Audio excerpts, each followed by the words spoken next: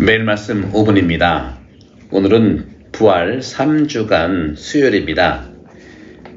요한복음 6장 35절에서 40절입니다. 그때 예수님께서 군중에게 이르셨다. 내가 생명의 빵이다.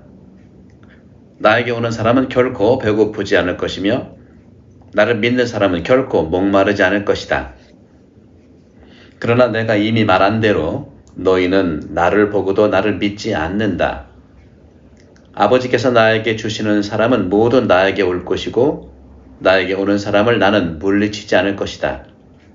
나는 내 뜻이 아니라 나를 보내신 분의 뜻을 실천하려고 하늘에서 내려왔기 때문이다.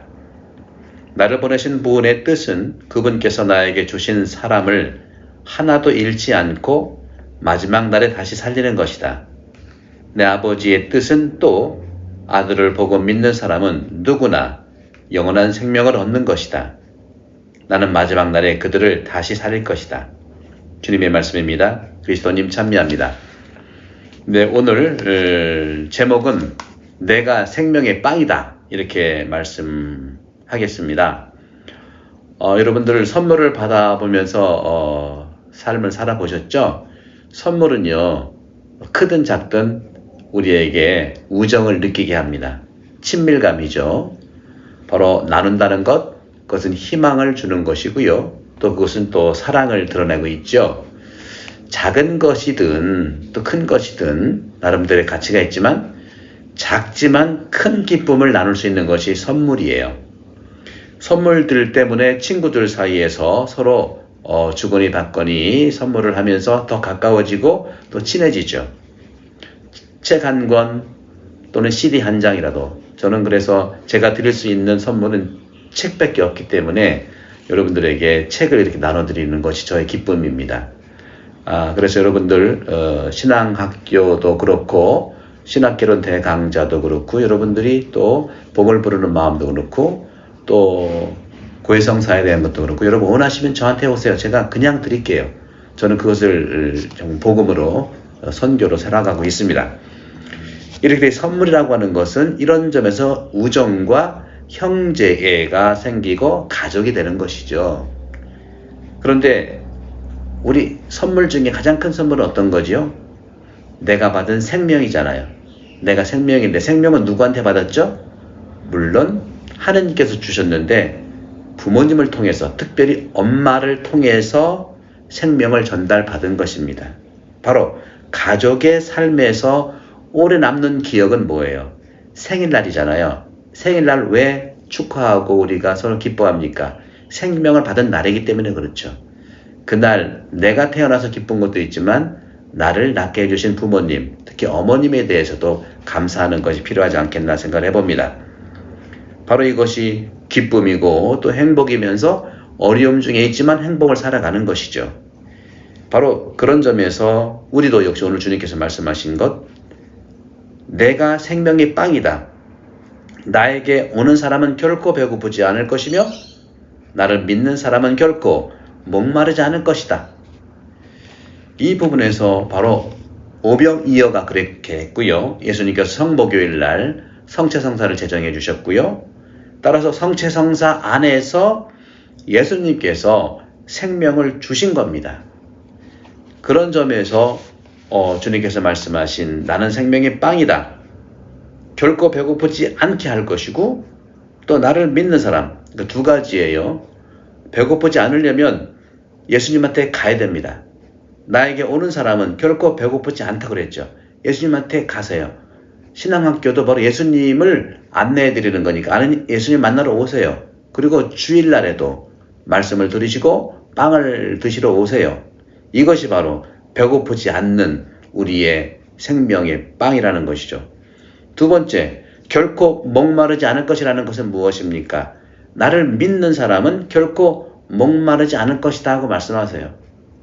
배고프지 않으려면 주님께 가는 것이고 목마르지 않을 것이면 예수님을 믿는 거예요.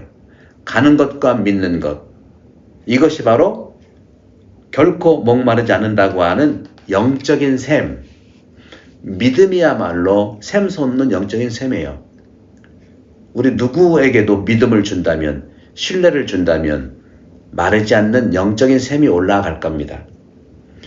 누군가가 내가 상대방을 믿어주고 남편이 부인을 믿어주고 부인이 나를 믿어주고 또 본당 신부인 내가 교우들을 믿어주고 본당 모든 교우들은 사제를 믿어주고 수도자를 믿어주고 서로 이 믿어주는 것이 바로 영적인 샘에서 마르지 않는 각자의 능력의 영의 샘물, 영적인 선물, 영원한 생수 이것들이 나와서 첫째는 각자를 지치지 않게 하죠. 물이 없으면 여러분들 목마르고 지치잖아요. 지치지 않게 생명의 수가 나오게 하는 것은 각자가 믿어주는 거예요. 얼마나 사람들이 믿기가 어려우면 자기 자신을 믿으라고 하지 않습니까? 우리는 상대방을 믿어줄 때 상대방의 영적인 샘물이 나타나고요. 나의 영적인 샘물이 나타나는 것이죠. 우리 서로 믿어주는 삶이 되기를 주님께서 말씀해 주시죠. 영적인 선물, 영적인 물을 나누고 생명을 나눌 시간, 바로 이것이 바로 예수님께서 영원한 생명을 주신다는 것이죠. 주님은 말합니다. 하지만 내가 말한 대로 나를 보고도 나를 믿지 않는다 하는 거죠. 여러분 믿어야 됩니다. 상대방을 믿어줘야 돼요. 의심하지 말고 거짓말하는 것 내려놓고 그렇죠? 따라서 너희는 나를 보고도 믿지 않는다고 예수님께서 말씀하시지만 주님께서는 또 해법을 말씀해 주세요. 아버지께서 나에게 주시는 사람은 모두 나에게 올 것이고 나에게 오는 사람을 나는 물리치지 않을 것이다. 주님께 가시면 우리는 믿음이 생기고 또 상대방을 우리가 이렇게 살아나게 할 수가 있는 것이죠. 제가 지난번에도 말씀드린 것처럼 우리가 살았던 이 민주주의와 이 다양성을 인정하는 것. 민주주의는 뭡니까? 보편 가치이죠. 그죠? 다양성은 뭡니까? 나랑 다르다고 하는 것. 똑같을 수 없잖아요. 그죠? 내 단체가 소중하면 다른 단체도 소중한 것이고요. 내가 소중하면 타인도 소중한 거예요. 이것이 다양성이에요. 이런 민주주의와 다양성이라고 하는 이러한 인정으로, 이러한 구조로 간신히 인구 10만 명당 타살률이 0.3%로 줄었대요. 보편 가치와 상식이 있는 곳에서는 사람을 해치지 않습니다. 우리가 사람을 해치겠습니까? 가정에서 사람을 해치겠습니까? 가정과 단체에서, 교회에서는 뭐냐? 아름다운 말을 하고, 그렇죠?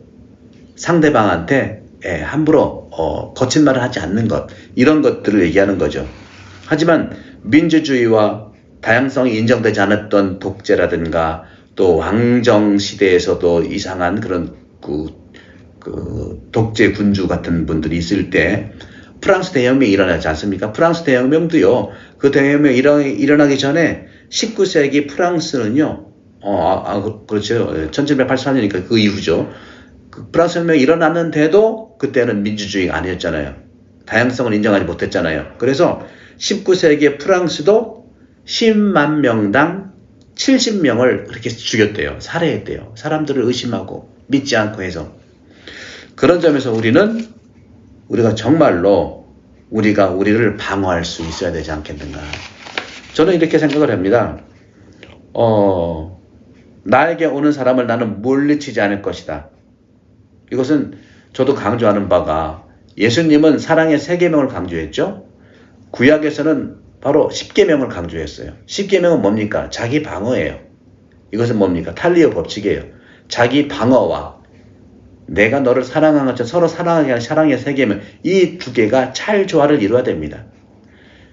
사랑의 3계명만 가지고는 너무너무 사악한 그런 단체와 사악한 그런 모습들이 있기 때문에 자기 방어를 해야 된다고 생각해요. 물론 자기 방어의 목표는 사랑하기 위해서예요. 서로 사랑의 3계명으로. 그런 점에서 오늘 주님께서 말씀하십니다. 나를 보내신 분의 뜻은 하나님께서 나에게 주신 사람을 하나도 잃지 않고 살리는 거다.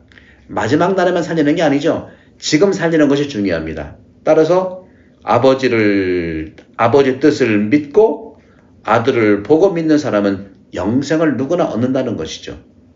지금뿐만 아니라 최종적인 그때에 다시 살린다는 것이죠.